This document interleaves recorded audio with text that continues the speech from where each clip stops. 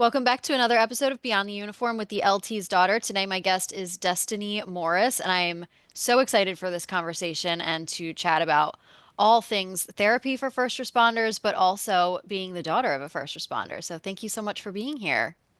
Thank you for having me. Yes, absolutely. I'm so excited. So, let's just kind of jump into what you do. You work specifically with first responders, if I'm not mistaken. How did you decide to kind of get into that field?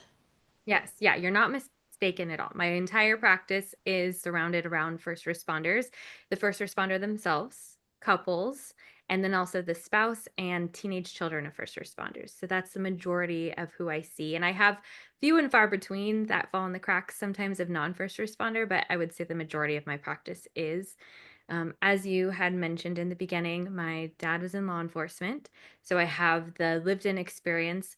And while I was in grad school, I was actually in a relationship with a fireman. Not anymore, but during grad school, I was. And when I was in grad school, I worked in a mental health hospital, so a psych ward.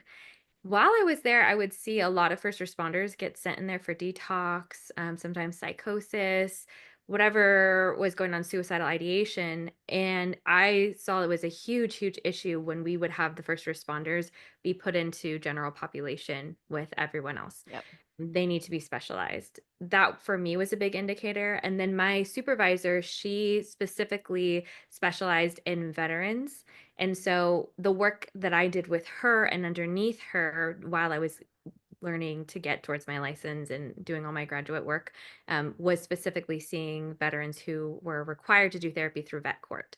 So that kind of segued me in. And then I did EMDR training in order to be able to work with trauma. And I've always been interested in trauma. So I think all of that together, I have the personal experience and then I also have the clinical experience. And then I went on to do my certified first responder therapy through Academy Hours. So I kind of put all that together, and it's what I've done from the get. That's awesome. So, did you going into this field of wanting to work as a therapist, it sounds like you didn't necessarily know you wanted to do responders. You kind of figured that out along the way. Yeah, it's really interesting when you go to grad school, you're thrown all these different ideas of what you could do. You can work with children, you can, do forensic psychology, you can do, there's a huge avenue of different things.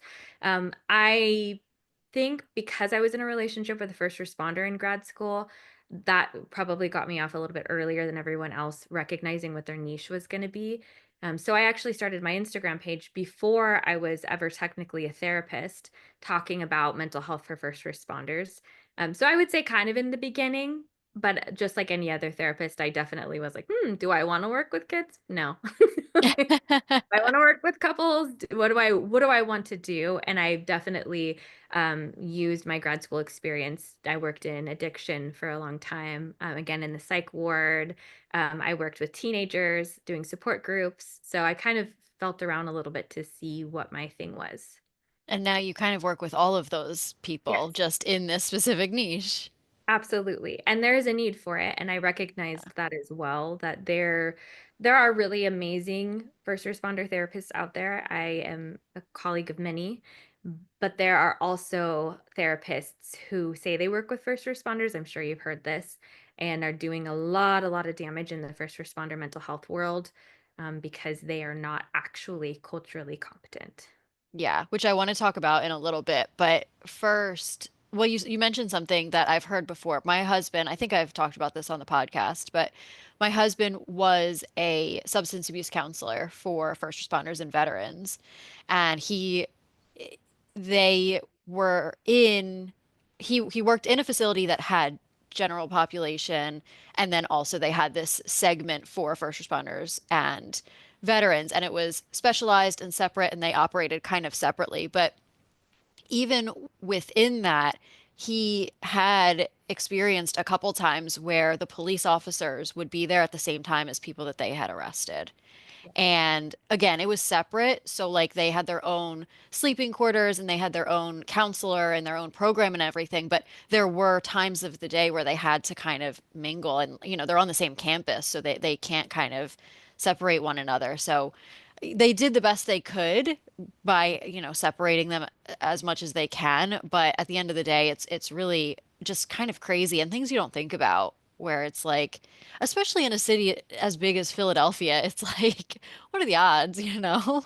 Right. Yeah. I mean, that's one step up from where I was working. Where I was working, you would get a first responder who's rooming potentially with Mm, someone that they've arrested or dealt with or know from the streets. And I mean, and I would say too, not if for someone that was not in the first responder realm and they don't understand that, they wouldn't probably look at that as anything. They would go, oh, yeah, that's fine. Get them in there. They'll get treatment just like everybody else.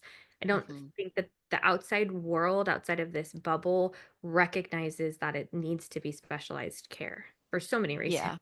Yeah. And just in general, I feel like I am gradually learning, I've talked about how when the riots happened and everything and I was very impacted, I couldn't understand like why is no one else seeing what I'm seeing? Like why is there such a disconnect between the fact that police officers are also human beings? And like I'm learning that if you don't have firsthand exposure, whether it's professional or personal, you really don't think about some of these things and you just have no reason to, I guess. And it's like every day I'm peeling back another layer where I'm like, oh yeah, there's a little bit more awareness that needs to be had here.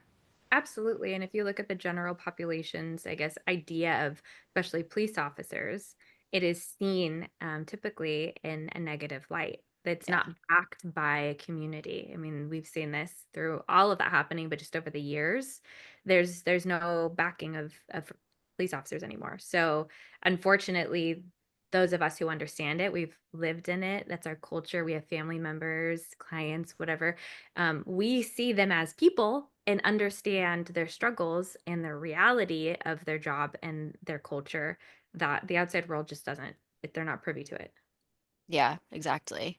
Okay, so I want to talk a little bit more about what you do in your practice in a few minutes. First, I want to touch on your personal experience a little bit, if you don't mind. Of course. So can you share a little bit about your relationship with your dad once he became a cop? Because I think you mentioned that your dad, you didn't grow up in your young years with a cop for a dad. So you were actually very kind of aware of when that transition happened. Can you share about what that was like before and after and what it was like for you? Absolutely. And I'm just going to be totally candid with you, and the listeners too, is at this time, when I go back and think of it, it's a bit fuzzy for me. And I think we all have times in our lives where we've had a lot of trauma or there's been a lot going on. And I think there was so much going on in my personal life in that time period that it's a bit fuzzy, but I can definitely call pieces out that I think will be relatable. And I'd love to share with you too. So you're correct. I did not grow up with my dad being in law enforcement. My dad did all kinds of different jobs, owned a surf and skate shop for a while, was a tile contractor for a while, did all kinds of different contracting stuff, had his own business. And then I would say I was in middle school when my dad went into the academy. And Wow. I can't remember what exactly it was that caused him to want to do the academy. I think that maybe the contracting business was really slowing down.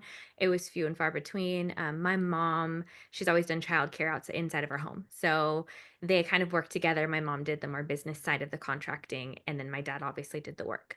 I think there probably was a financial piece to it. I'm not 100% sure. But my dad decided to go to the academy. Something that I remember that will always stand out to me is my dad's character and personality changed the moment he went into the academy until present day, even though he's not a police officer anymore. So Really? yeah, so what you're saying, like, if you grow up in it, you don't see that change. Usually it's the Mm-mm. spouses, and I see for clients, I see a lot of the spouses, who they were with their partners through the academy and all that, and they're like, "Whoa, Mhm. such a big change, a big shift in them." I experienced that as a daughter.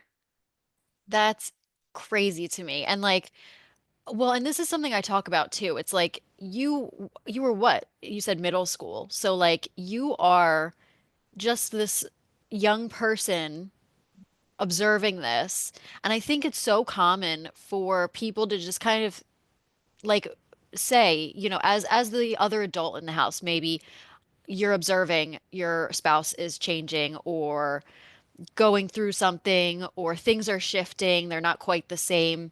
And you might not even recognize that the young people are also having their own experience within that, where it's like you people just kind of assume that kids are resilient and kids are just kind of going with the flow and having a good time of it. And I think we so often feel like we, for lack of a better word, are hiding things like that. This isn't the only example. I think, divorce and other very adult things that happen in the household. I think we don't kind of give enough credit to the kids and what they're experiencing and observing in their own world. So when you were kind of experiencing this, is this something that they talked to you about or that you spoke up about, or were you just kind of like really in your own, middle school world, just like what's going on? 100% in my own middle school world. So I probably would have been about what, 12, 13, I Yeah. think. And no one talked to me about it. I remember showing up to my dad's his graduation for academy, and I remember how strange it was to see him in uniform and how different. And it's interesting. Kids are resilient to an extent. Obviously, it wasn't like ground shifting for me. It Hmm. changed, and I was able to get to know this new version of my dad and then move on in relationship with him. But it definitely, I mean, if I could, as a therapist, go back to my parents and say, hey, this would have been really helpful to talk to her about this or the change of the shift. And I have a younger brother who's 4 years younger. So he was really little at the time. So they probably didn't even think to have those conversations. And honestly, again, I will give my parents the benefit of the doubt of I it's a bit fuzzy for me. That was young. So there could have been some conversations I do not recall. Middle school, I was probably self-absorbed in my own world trying to figure out what my identity was. But what's really interesting there is when we're young and as children, especially, that age time, that time frame, we have an idea of who our parents are in our mind, right? We've spent enough time with our parents where by middle school, you know who they are, you have an expectation of who they are. And when that shifts, it's really strange. So some things I recognized, especially academy, right? So that was a whole experience. My dad was grouchy. My dad was tired. My dad was stressed out. He was always at the table doing reports. He was constantly shining his boots. I didn't understand these things. I just watched and observed. And Yeah. I think I probably observed from a corner, like, okay, I'm going Hmm. to stay out of his way. Those are things I recognized then. And then if we fast forward as far as personality goes, my dad has always been like very goofy, silly. That was his personality growing up. He was always the guy like playing with the kids. So when he went into academy, that stopped. He was extremely like focused on what he was doing. And then I would say my dad was only in law enforcement for a handful of years. So then after that, I would say it took years for him to get that piece of his personality back. And he's never how he was before, but he is a little bit more familiar to me now that he's not in law enforcement. And then one more piece of that too is the hypervigilance. I talk about this a lot on different podcasts, but hypervigilance is very contagious. Where in that time frame, he taught me and my brother and probably my mom, um, we don't sit with our backs to doors. My dad never does. I don't when I'm not with my dad. I take that role. We watch hands, always watch hands. Those are things that I was never taught to recognize prior, but that hypervigilance was contagious to me. And that's something that I carry throughout my life now that will probably never be taken from me, which they're good things. They're wise, but they're always with me. So when you say he taught you this, did he like actually teach you or did you observe it and take it Well, over? yes and no. So the door situation, that was observance. That was, Okay. oh, my dad always wants to sit here. That's weird. I think I might have even asked about it at one point, like, why are you always so particular about where you sit? And I think he had told me I need to see the door. And then the hands, that's taught. Yeah, yeah. Watch the hands. Always watch the hands. That will Yeah. tell you exactly what someone's going to do. And then we've always been a family with like firearms, and my dad's taken us to the shooting ranges, and that's been a part of our life even before my dad was in law enforcement. So I feel like that all kind of went hand in hand with like gun safety and what that looks like. What was so it's really interesting the way you mentioned like he went like a dramatic change, it Mhm. sounds like. Um, what was that like for you? Was that disheartening or concerning? Like I just can't imagine. Again, my dad was a cop my whole life, so I don't know what he was like before. But, I just can't imagine like watching your dad go from one personality type that is just like so carefree and fun and jolly to almost the polar opposite. What was that like for you? Again, fuzzy. It's Yeah, like fair. best that I remember Yeah. is, um, I'm sure it was difficult in that time, and I probably dealt with it through different avenues of, being Hmm. middle schooler. And I'm dealing and trying to kind of bury myself in my own world so that I'm not so much in his. And I recall that. I recall um, hyper fixating on my own stuff so that I didn't have to be around for some of that. Um, and I will say I got used to it. Again, that resiliency piece. I got used Hmm. to it. Now this is who my dad is. I don't even think twice about it. I can't even truly remember so much about prior into law enforcement. I remember those key pieces, but I'm not like, oh, I wish my dad was more like this. Like I've adjusted to it. So I would say Sure. that I've completely adjusted, but I'm sure in the moment if we could have gone back and asked middle school me, hey, how are you doing? I probably would have said, this is really strange. And our family went through a lot of changes. My mom shifted. She changed in her role. My dad automatically got on to nights and worked with the coroner. So there were pieces of him that I'd never seen before. So night shift dad was really different. Having my dad always home at night to my dad not being home at night was very different. I watched my mom's hypervigilance ramp up about, safety and locking the doors, and we got cameras. I remember going to my brother's baseball practice, and my dad was, I don't know if he was like no, we had just showed up. The assistant coach was someone my dad had arrested. Mm. And my dad was like, "I can't be here. Like, I need to leave. I'm going to be in the car. I will not be coming to these practices if he's here."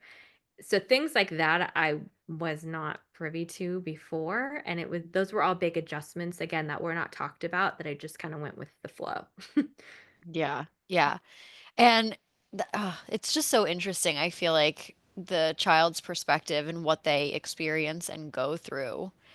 I am curious, now that you have the experience, the professional experience and the education that you have, looking back, do you have any thoughts or I always like try to avoid saying the word advice, but thoughts or advice or suggestions for anyone who might want to consider having these dialogues and opening up these conversations for their kids?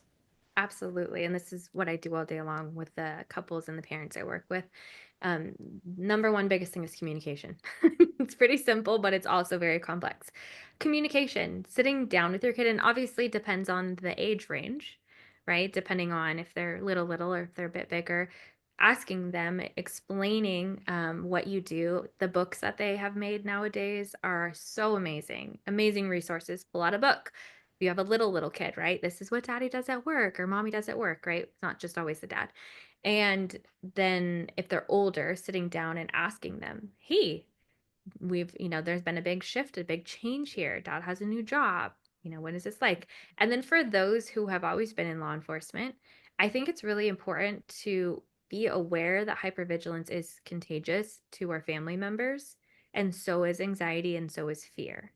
So Mhm. if that's something that you have inside of you as a person and you bring that home, your family and especially your kids are sponges, they're going to pick up on that. I would just say be mindful of what that looks like in your family, and if it's gone to a place where it has gone a little bit too far and you're recognizing your kid has a lot of anxiety, your kid is always watching their back, like they're extremely hypervigilant, that's when it's important to have the conversation with the kid about, actually the realities of the world, but also, what measures we take to be safe and what things we do to be safe as a family. These are important conversations.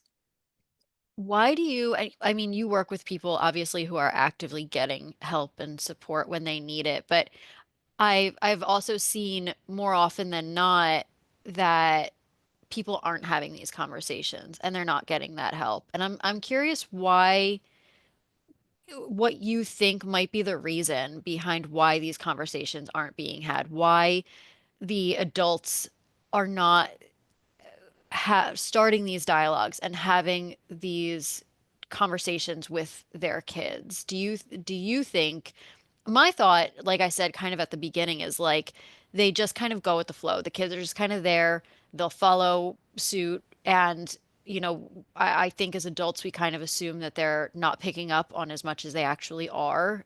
We underestimate how much they are sponges. But I'm curious with your knowledge, your background, your observations, why that might be. I think it's absolutely a generational thing. How old are you? You in your 20s or your 30s? I'm 35. Okay. Oh, I really Yeah, surprised. I thought you were in your 20s. Not that you seem I'll young. take it. You have a youthful face. You're gorgeous. Okay. Thanks.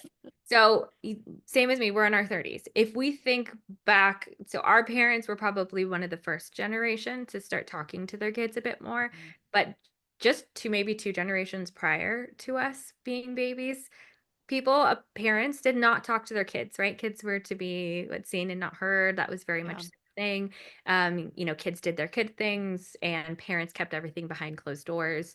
And I feel like because that was such a big thing for so many years prior to probably our generation, that it still bleeds in sometimes. It's definitely a generational thing. And it's shifting, right? We're seeing people talk to their kids. You see all these books about it, don't say no to your kid anymore. You give them all these options. Like there's all these different techniques. This was never a thing because no one talked to their kids prior. So I do think it's generational. And I do think it's important. This is totally off, but yeah, involved in this conversation. I see a lot of parents who are struggling couples who come in and they're having arguments and they're asking me, we do this behind closed doors so our kids are not affected. Is that right? Yes and no. You don't want to have full blown like argument in front of your kids all the time. That causes stress. But if your children never see you navigate challenges in your relationship, they become adults who do not know how to navigate challenges in their relationships. Rupture and repair is one of the top things that I teach my couples. And I think it's so important for children to not only be communicated to, but mirrored and shown, hey, we're not getting along right now, but this is how we repaired it. So, sorry, that's kind of off, but wrapping it into this. No, but I think that's important. That's actually something I've never really thought about or talked about because, uh, to your point, we just assume like let's not show this side of our relationship to our kids. But to your point, maybe there is a time and a place where some arguments can be kind of expressed or learning lessons for the kids because otherwise they're just gonna stuff everything down and they're not going to know how to resolve on their own. So that's actually a really good point that you make, and I appreciate that you brought it up.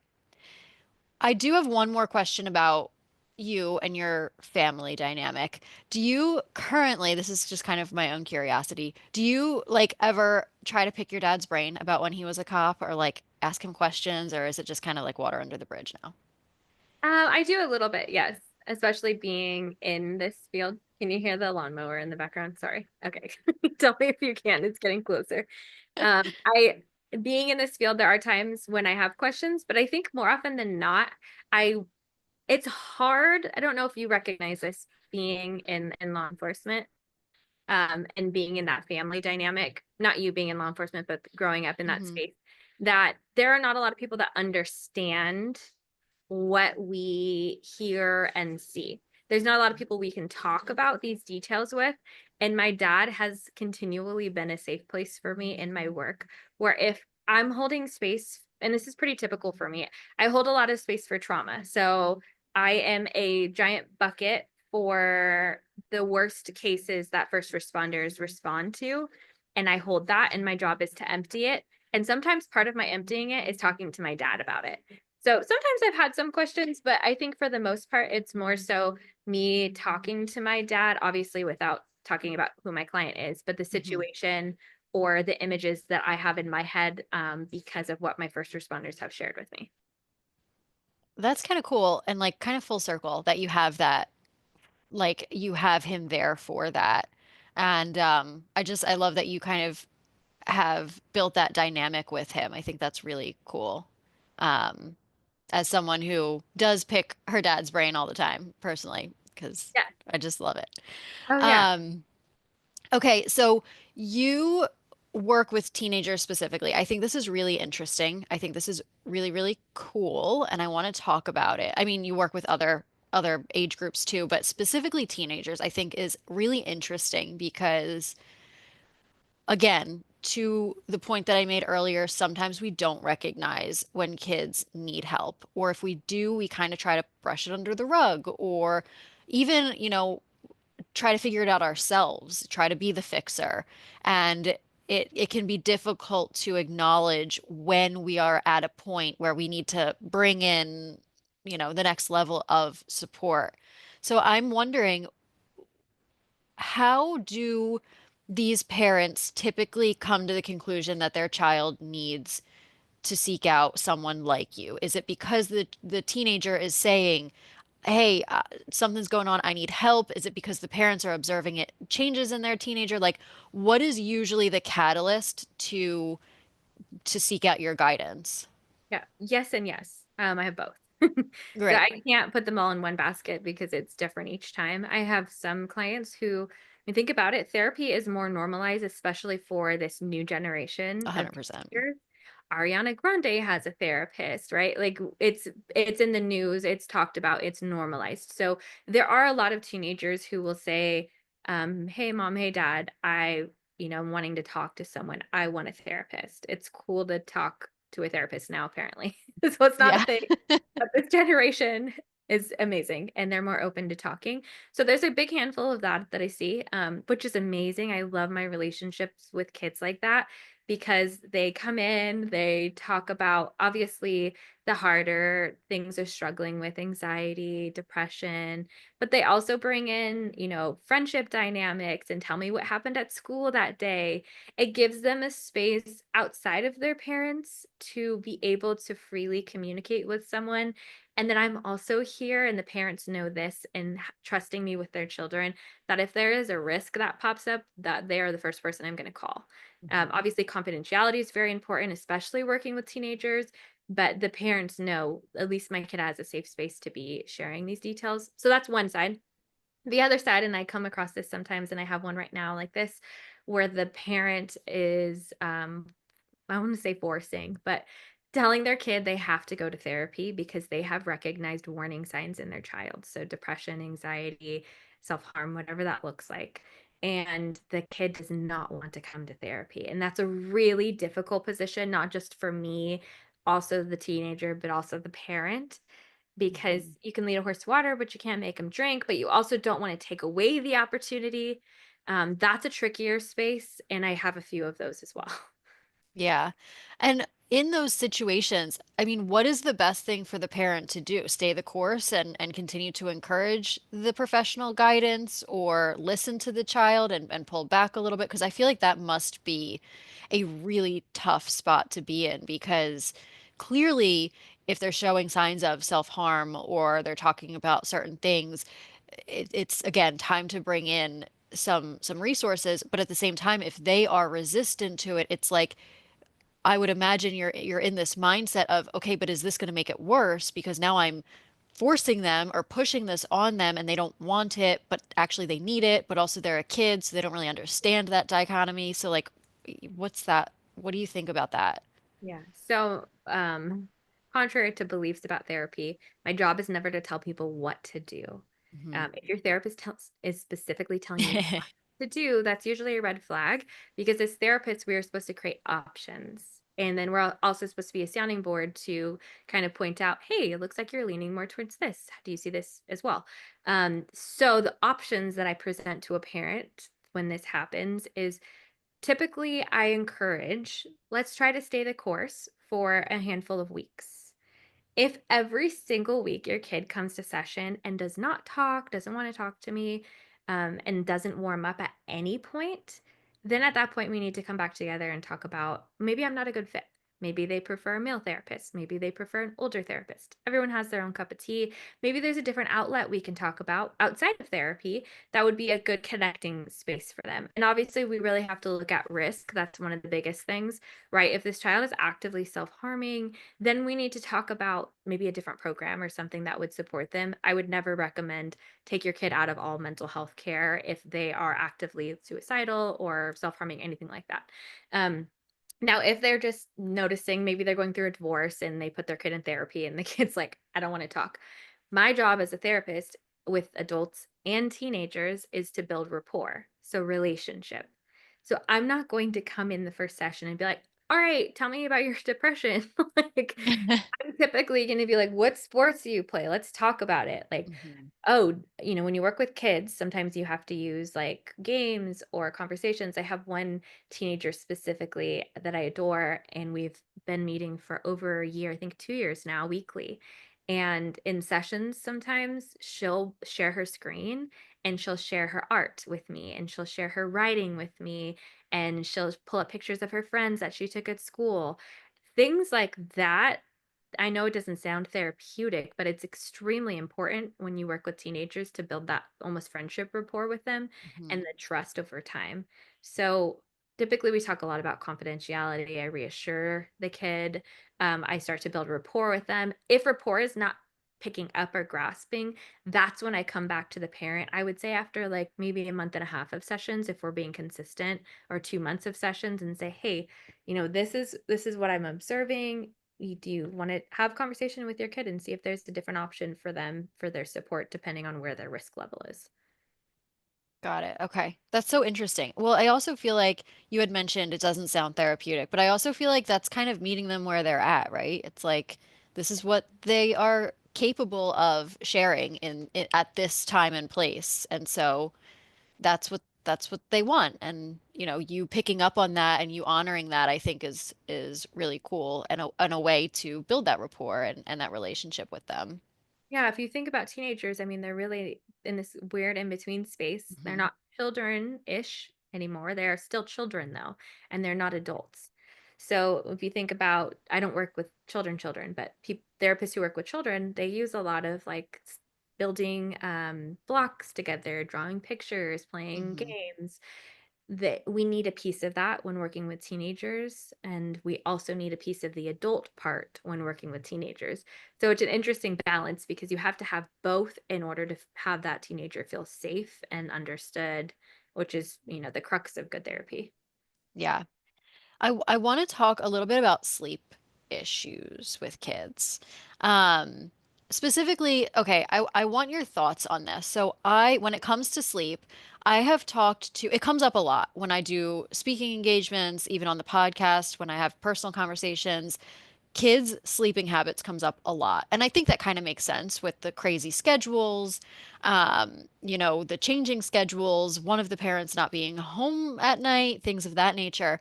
But so I've heard like two sides of the coin where one, I've heard cops with adult children have told me that, their kid experienced really bad insomnia or nightmares or went through a phase when they were young where they didn't sleep or they had really serious concerns for their parents' well-being at night. But they did not learn about these concerns until their child was an adult and their child felt comfortable or brought it up in conversation or whatever it was. I've heard that. And then on the flip side, I've heard, cops that are active or have young kids who are aware that their kid is having sleep troubles or their kid is having insomnia, nightmares, all of these things, and their child is expressing this to them and they are seeking help for their child. And I'm just curious because they're literally the same problem, opposite ends of the spectrum, because one child is expressing it in the moment and it's being addressed. The other child kind of navigates it themselves, white knuckles it through their childhood, and then brings it up later in life. And I would imagine bringing it up as a child and addressing it in the moment is probably a little bit more beneficial for everyone. But I'm curious, what do you think is happening? And maybe it goes back to the generational thing that we talked about earlier, but what do you think is happening where one child feels or maybe the parents are starting the conversation? Like, what is the difference that one child is like, "Hey, I'm not sleeping, I'm having nightmares," and the other child is just kind of white knuckling it through? There's so many factors here. Hard to just say one thing. Right. So this hypothetical family, I mean, with the kid who maybe isn't comfortable, Hmm. maybe they have I talk a lot in family therapy too, is unspoken rules. In our families, we all have unspoken rules. Rules we don't say out loud, we just all know. Like if you sit down with a family, you could typically ask them, "What's your guys' unspoken rules?" Oh, Yeah. um, so it could be that an unspoken rule in that family is we don't communicate about those things. I mean, if parents don't communicate with their kids, again, they're not mirrored, they're not shown that it's safe to have these conversations. That could be one piece of it. Another could be the kid doesn't want to bother their parents, or also maybe the kid doesn't know that something's wrong. Maybe they're used to not sleeping. And it depends on the age of the child too, right? Sleep regression Mhm. is, babies until 18, right? That's like it's a thing. Yeah. Teenagers specifically, again, I don't work with kids, so I can't speak a lot on sleep regression there, but teenagers specifically, 9 times out of 10, it's their phone. And I Mhm. hate to be that person that's like, it's their phone, but it's their phone. I am Fair. a big advocate for parents having boundaries with social media, boundaries with phones for their children. I think that they need to have some kind of a boundary there. I grew up in a house where my parents made me turn my phone in on on the counter. Every night before I go to bed, we would put the phone down. I have some clients who turn their Wi-Fi off at certain hours for their kids. Um, you know, if you think about it, it's like if I gave my dog a huge bowl, unlimited of food, gobble it up, right? Like would not Hmm. have any, like would just not even think about how they would feel. Same with the kid. If you gave your kid their cell phone all night long with full access to the internet, they can't help themselves. And that obviously comes up with sleep. So I know that's different when we're talking about law enforcement specifically, but I think that's a big factor of teenagers struggling with sleep hygiene and routine. Yeah, absolutely. And I mean, the phone is a whole nother conversation that could be had. I luckily didn't really have it. I grew up in like the 90s and the early 2000s, so I didn't even have a cell phone. I didn't even have a smartphone until I was about to graduate college. So like that was not really a thing for me for growing up, but I think, it's such an important point to make, whether you're dealing with teenagers or even the adults. Like, we're all kind of guilty of it. Like, I myself can relate to what you're saying about like, if you have access to it at night and you're laying there, like, why not pick it up and scroll? What harm is it doing, right? Right. And as adults, our brain is fully developed and we struggle with this. As teenagers, Hmm. specifically, their prefrontal cortex is not developed, and that is their ability to have self-discipline, their impulse control. So, I mean, that plays another factor into it as well. They can't help themselves. It's a drug, it's addicting. Yeah, exactly. So one thing that has come up a lot, and actually it's kind of why I went down this avenue of speaking up for the children of law enforcement, is I've had a lot of cops or former or retired cops tell me that their kids don't talk to them. Their typically adult kids don't talk to them anymore because of the damage that was done during these formative years and during the height, 9 times out of 10, during the height of the cop's career. And now they're in this position where they're at the end of their career or they're retired, but they have adult kids that don't speak to them and they don't know what to do. And again, as a therapist, I'm not going to ask for advice or anything, but I'm just kind of curious if you have any thoughts on how they could potentially try to open up that door or start that dialogue and try to repair the damage that may have been done. Yeah. Yeah, that's difficult one, right? Rupture and repair, like I had talked about earlier, Mhm. is so important in any relationship with your children, in your romantic relationships. A lot of times I see this happening where the first responder becomes so invested in their career, and like you said, the peak of their career, that all they do is work, sleep, and that's just what they do. I warn against that. When I work with first responders, I always make sure that they have a really good work home life balance, which I know is difficult sometimes. But if Mhm. you have the option to turn your phone off on the weekends or leave your work phone in your locker when you're not there, if you have that option, you need to be taking it, because what that translates to as a child is abandonment.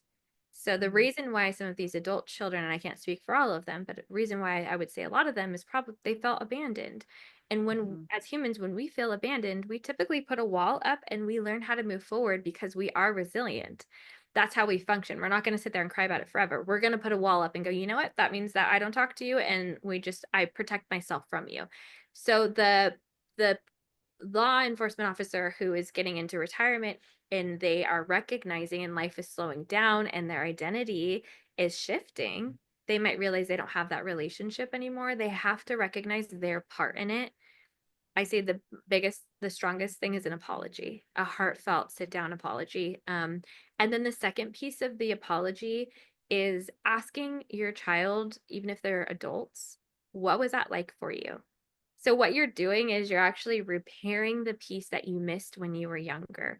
You're when your child was younger. The piece you should have done was talking and communicating, and maybe you missed that.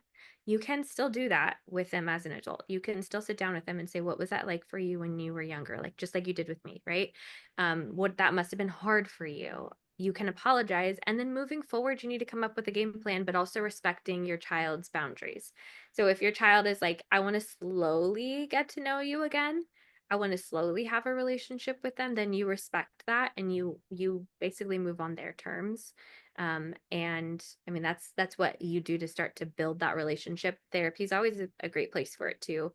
I do see some people who bring their children into therapy or their parents into therapy, and I think that's really powerful sometimes to have a third person or a mediator try to, point things out a little bit. So, yeah. That's really helpful. I think that I'm just thinking, I'm like, I'm gonna pull this for a clip, because I feel like that's just super helpful, a really good point to make. And you said a few things in there. The first that I want to circle back to is work home life balance. But first, I want to touch on the resilience piece because one of the things that I talk about is this idea of resilience. And for one thing, I think the word is kind of overused, but we are resilient as people, as kids, we're resilient. But to me, we were raised to be very, very resilient people. And my siblings and I are all extremely resilient.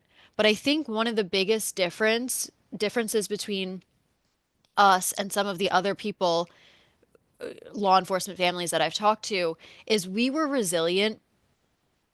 We were like built to be resilient intentionally. Like our parents wanted us to be strong adults, so they put in the work to make sure that we were strong adults, and they taught us right from wrong and repercussions and your actions, you know, are going to affect your future and things of that nature.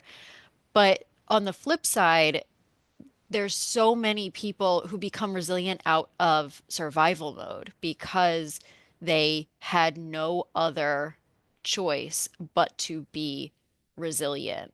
Is that something that you've seen a lot of where it's like there's just they feel abandoned or their parents aren't around or whatever is going on, so they have to kind of again white knuckle their way through and out comes a resilient but maybe traumatized person. I see it all day long. Yeah. Okay, there Yeah. you go. It's very much so a thing. I mean, as humans, we are typically built to survive, right? I mean, that's what we think about survival mode. The reason we have survival mode is because we were created to survive when things were tough. We have these skill set, this animal instinct, if you will, to survive. So I think that absolutely kicks in when we feel hurt or discomfort or pain or trauma. We push through. And this is the problem also that I see with first responders. is they're really good at compartmentalizing. I know this is off topic, but they stick stuff in that cabinet and they Mhm. continue to stick stuff in the cabinet. And before you know it, they've compartmentalized so hard that the hinges are coming off the cabinet and they're coming to me with this cabinet that's bursting. And I'm like, ooh, okay. So we were not taught to take stuff out of the cabinet and process, were we? Like we were taught just to put stuff in.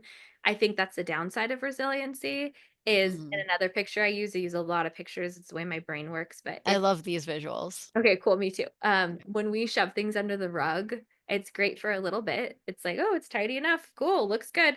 Eventually, the rug becomes a tripping hazard because we resilient too hard, right? We compartmentalize too hard. We need to be able to use that as a tool to get through hard things, but once we get through the hard stuff, we need to come back and we need to process. I do this in my own life as well. A good example of that is I had back surgery in December. Terrifying, the scariest thing I have ever done in my life, and for some Wow. people, you're like, "What? That's nothing." For me, I Oof. thought my body thought I was gonna die. I was in survival mode for months leading up to it, gained a lot of weight, super unhappy because I was felt like I was going to death row. Like, my date It's was so terrifying. scary to me. I was so terrified, cried all the time. Afterwards, I'm out of survival mode.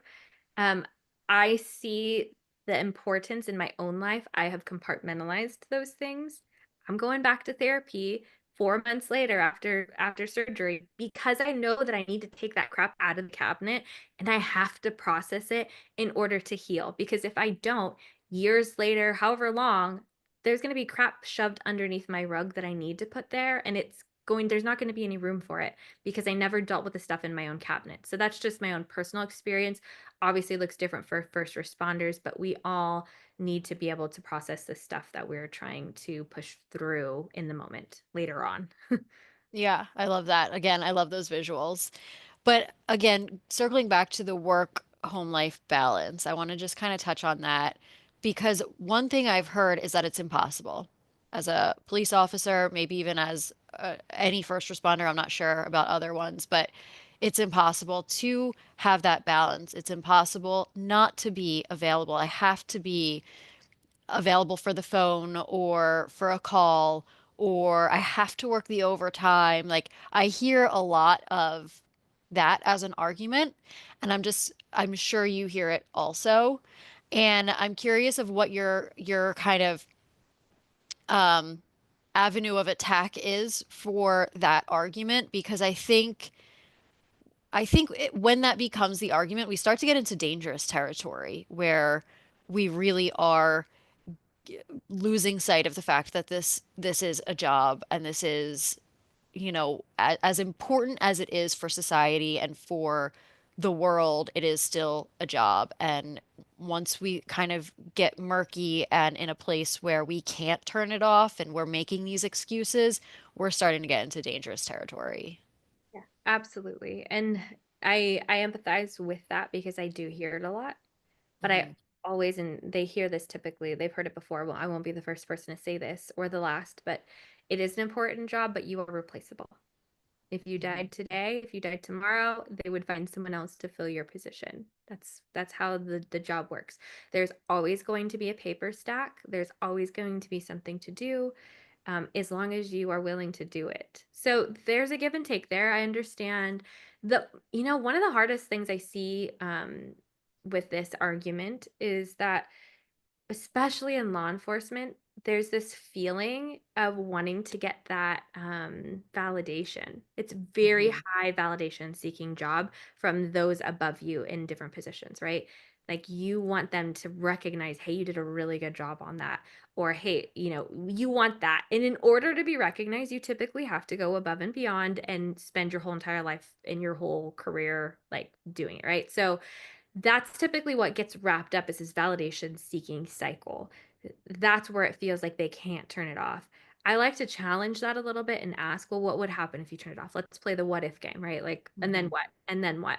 Would you lose your job? Would you get in trouble? Typically, it's an image that they have of themselves they're afraid of losing. They don't want to look like they're not available, whatever that looks like. Sometimes finances are a piece of that too. I have to work so much overtime because we have this much debt, made bad decisions, whatever that looks like. There's lots of factors. As long as you are looking for an excuse, you will find one. Hmm. There are so many excuses to be had with not having that balance, and I will tell you, you do not want to be the guy that is about to retire. I see this all the time. There's books written about it. You don't want to be the guy who's about to retire who recognizes he made or woman, they've made their whole entire life their career, and now they have nothing left. They have no hobbies, no family, no friends. They've got nothing because all they had was their career. The job will chew you up and spit you out. It's great while you're in it, but when you get out of it, it is probably one of the most disorientating things that I see for first responders who are going into retirement that decide to come to therapy, which is amazing. They're coming, but I'm like, shoot, you needed this years ago. Like, we're really having to backtrack and do a lot of work. Like, you're going to be hanging out with me for a little bit if you wait till retirement. And again, better than nothing, but there's a lot of work that needs to be done because you're in a place now where you don't have your identity as a crutch. Like, that's taken from you. Yeah, that's such an important point to make too. It's like we got to start being, and I think the tables are starting to turn, especially, with the younger generations, but we got to be more proactive about some of this stuff and a little less reactive because that's, again, if you wait until retirement, it's great. I'm glad, you're taking those steps, but you're going to have to put in twice as much, 5 times as much work because now you're really having to undo some stuff Exactly. versus tackling it before it becomes something. Yeah. Why are you going to wait for your check engine light to be on for years and years and years to go get it fixed? Why not, as soon as little signs of the check engine light are on, why wouldn't you go bring your car into the shop? Like, you know, Again, a perfect visual. I love it. I also, we're going to get into like cops seeking help, but first I want to ask you, and I'm not really sure what the question I want to ask you is, but I talked about this a couple weeks ago on another podcast about this concept of the job being a calling because it is a very serious job. As I mentioned, it's a very important job. It's important to the world, it's society, to individuals, all of the things. But I again think this concept of it being a calling, maybe it is, maybe you wanted to do it since you were a child, but I think it can get, again, dangerous if you focus on that because that can become a crutch. It can become an excuse. Can become a reason to not show up in any other area of your life because of this epic calling that is law enforcement. Is this something that, again, I don't know what my question is, but have you seen this? Like, thoughts, anything? yeah, I'm tracking with you. Yeah. Um, well, I think it's again, it's a crutch, and it's a recipe for burnout. And Yeah. if we back up a little bit and zoom out to any profession, you can Hmm. be amazingly good at any profession. I can be a wonderful therapist. You can be an amazing cop, whatever. Um, do I believe that I was like made to be a therapist? Like, yeah, I mean, I think I'm really great at it. I feel like I've been given natural tendencies that work really well in my career. I've gotten good feedback. My, business, I have these signs that I'm a good therapist. But if I don't take my therapist hat off, I am so burnt out. And I know the same for law enforcement. If you don't take your cop hat off, your fireman hat off, whatever your job is, you are going to be so burnt out because we do not function in that space. Uh, Something really interesting too. I love talking to you because my brain is bringing up all these different things that are important. Um, I see this a lot. I do this as well. I don't know if you do this, but people who work in trauma or more intense jobs, they typically need to have a hard turn off button, and it's typically completely opposite of what they do. So for me specifically, it might sound silly, and I'm a little embarrassed to say it, but I need to talk about it on my Instagram. I've lost followers. I regress to I like to color in coloring books. I like, and obviously I have other, healthy habits. I like to go to the gym. I like to walk my dogs, all that stuff. I like stuffed animals on my bed. It makes me feel cozy. I like to read books for hours. I have to have a complete opposite of what I do all day long. All day long, when I'm working, my therapist hat is on. My brain is working really hard. I'm analyzing, I'm helping, I'm using my wisdom, all these different things, and I'm being professional, right? I'm being real, but I'm being professional. When I'm not working, oh my gosh, I'm so quick to shut that like switch and go into like, I'm gonna go color in my chair for a couple hours and eat fruit snacks. Like, I need to have that. And I see this in law enforcement. A good example, I actually was on a ride along with a guy, and he was telling me how much he loves to, this is an adult man, um, collect Pokemon cards, and how much Oh, joy it brings him to have his like binders of Pokemon cards. And same with, I've seen this too, like people who frequently watch the same like movies over and over, or have like model airplanes or whatever. They need to tap into their inner child, or the piece of them that completely unplugs from the job, in order to fill their cup to go back to their job. If I stayed in trauma mode all the time, and I've found myself getting stuck in that sometimes, I have to do a hard reset. And I recommend mhm. that all, law enforcement does that as well. Check yourself. Are you turning that hat? Are you taking that hat off? Are you turning that switch off at the end of the day? If you're not, we really have to talk about some ways that you can. And some of it is reverting back to childhood things. What are things you used to like? What are things that used to bring you joy? We need to make room for that. Yeah, 100%. I love that. I think that was a really good point.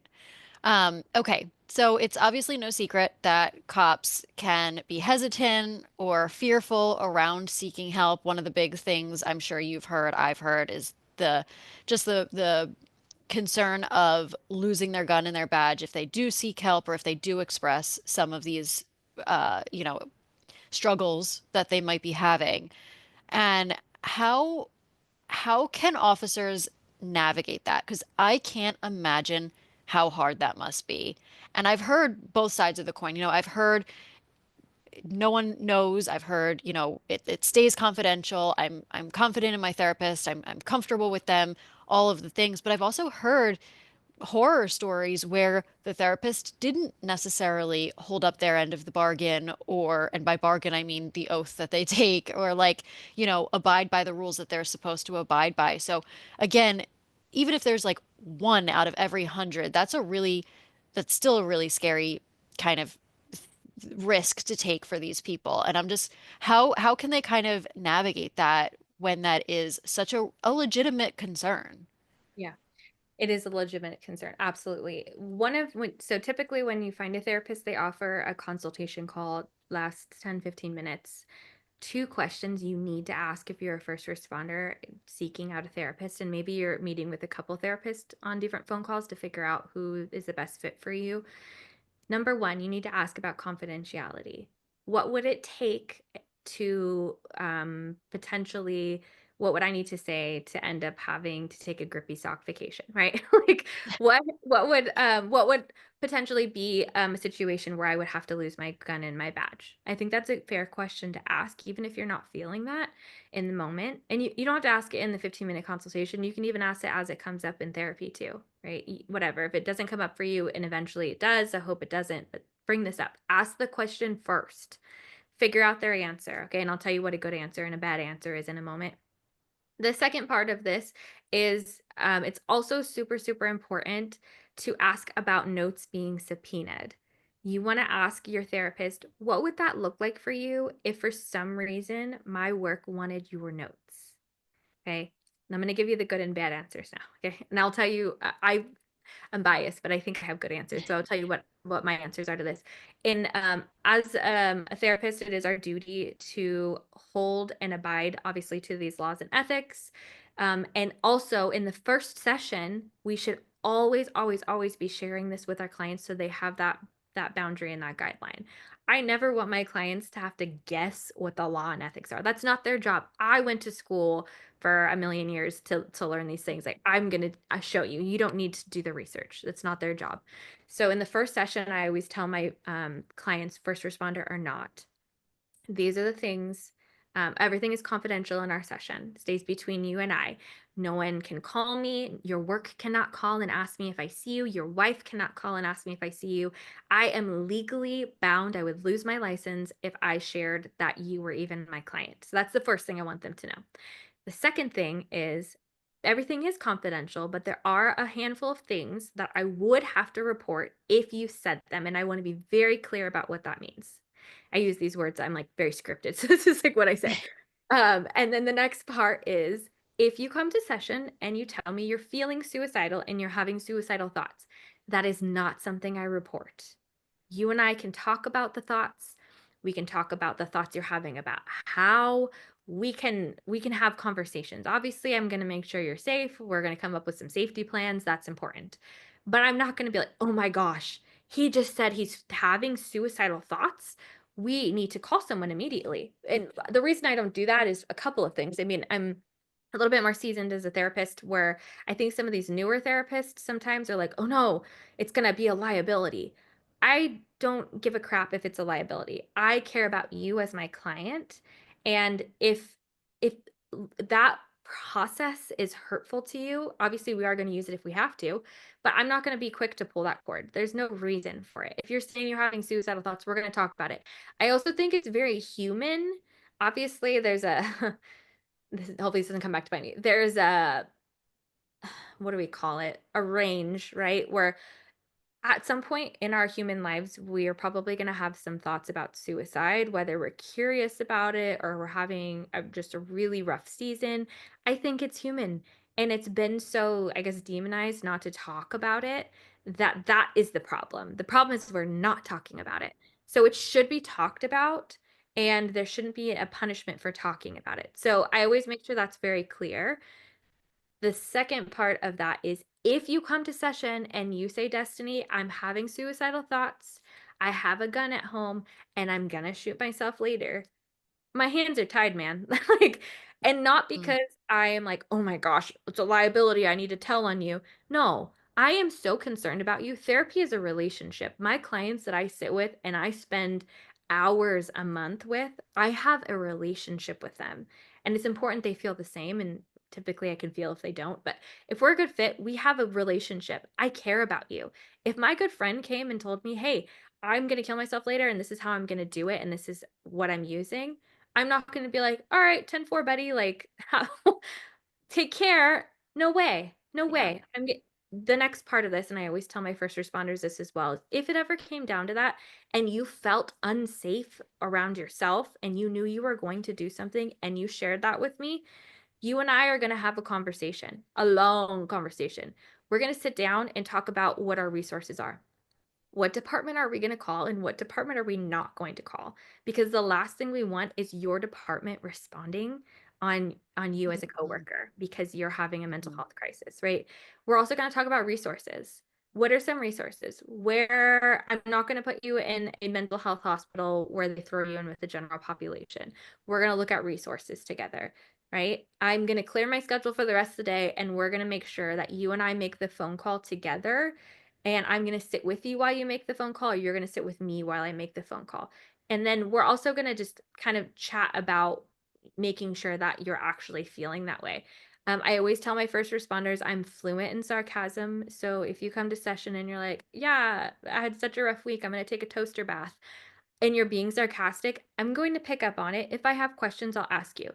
I also tell them I'm never going to make a report without you knowing. We're gonna sit down and talk about it, and then I go through the other things, right? Child abuse, I have to report.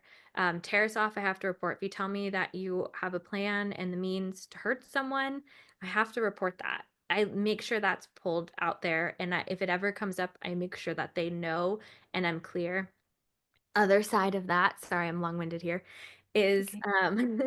the subpoena of the notes. For me personally, when my notes are subpoenaed for whatever reason, it's typically only because my client is going through workman's comp for something, if they have, like, mental health leave, they do subpoena my notes. But what that looks like is they don't get access to all my notes. Are you kidding me? I chicken scratch everything. They don't want that. They want a summary. And my summary is going to say, "This is my client. This is their name. This is when they started seeing me. This is how much they're seeing me. This is what I've diagnosed them with. These are their symptoms. And this is their treatment plan. If you have any questions, let me know." That's all they want. I'm not going to give them the notes with every single thought and Right. feeling, and my notes don't even look like that. I take them on an iPad. They are chicken scratched bullet points only for me to understand what they mean.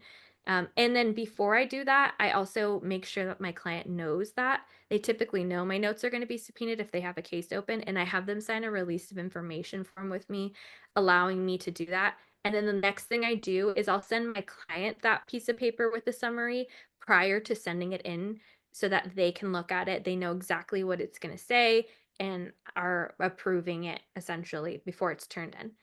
That is how I run my business. I believe that should be for any culturally competent therapist. Mhm. There's going to be some deviation of that. But if you have a therapist that answers the question, oh, yeah, no, we would just call you into the hospital if you tell me you're thinking about suicide, red flag. Hmm. Yeah. Yeah, you really do your due diligence. You honor the trust factor. I love that. I think that you made a lot of really good points for anyone listening to kind of look out for or to be mindful of if and when they're seeking their own therapist. Before, I want to be mindful of time, but I do want to touch on intimacy. But before I do, really quickly, what is it like a good place to start if you do want to explore therapy? I've heard EAP, but I've also heard EAP is not the way to go because of some of the stuff we just talked about. So I'm just like, is a Google search valid? You might not find what you're looking for on Google search. Finding a Yeah. therapist, like thrift store shopping, you typically don't find the good stuff right away. You have to dig through some weird stuff to get good stuff. There's people that are good at their That's my job. favorite visual so far. It's a pretty, yeah, it's a visual, right? Unfortunately, it's accurate. I've heard the bad pieces of it. I'm sure you have too. So, I would say number one, I'm a resource. If you are outside of California or you would rather see, or you're in California and you're like, yeah, you're probably not my jam, but I want a resource, reach out to me on Instagram. In my highlights, I actually have huge lists of first responder culturally competent therapists. So in every state. The Overwatch Collective is an organization that I've worked with for years, and they have a really cool database that I actually was a part of vetting their therapists and creating the system of how to vet their therapists. You can go on there and you can see, I think most states they have a culturally competent therapist. That's a way you can do it outside of EAP. If you choose to do it within EAP, I mean, it's not a bad resource. It's great. EAP only typically gives you a handful of sessions. It's accessible, but also not everyone's comfortable with it. So Mhm. if you have the means to pay for your therapy, there's tons of also nonprofit organizations. I work with a couple of them. Next Rung is one of them. They actually will pay for first responders a portion of their therapy. Another option is a super bill. We can provide a piece of paper to your insurance company asking for reimbursement. So there's different workarounds. You can see your EAP therapist, but I would say feel it out first. Maybe if you want to attend a session and if that person's not a good fit for you, they're not a good fit. And that's one of the biggest problems with EAP is there's not a lot of option there. It's just you get what you get.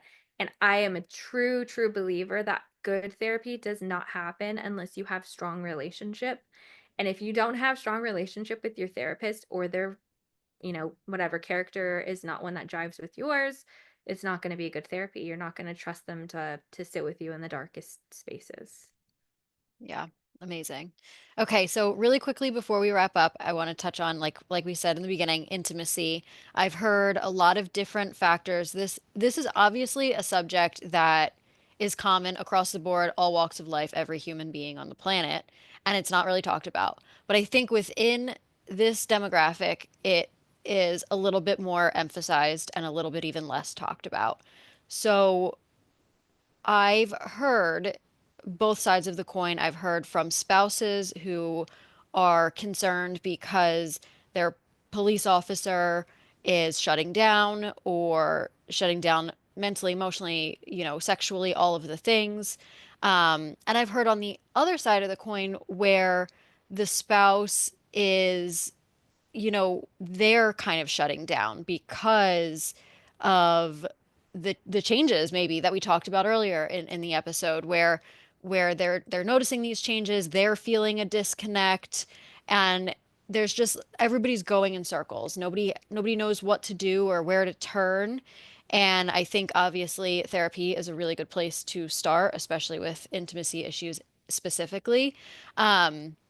But for anyone listening, again, it's not talked about much. There's not a lot of resources out there. If anyone listening is experiencing any side of the coin, where can they kind of start with addressing this subject? Okay.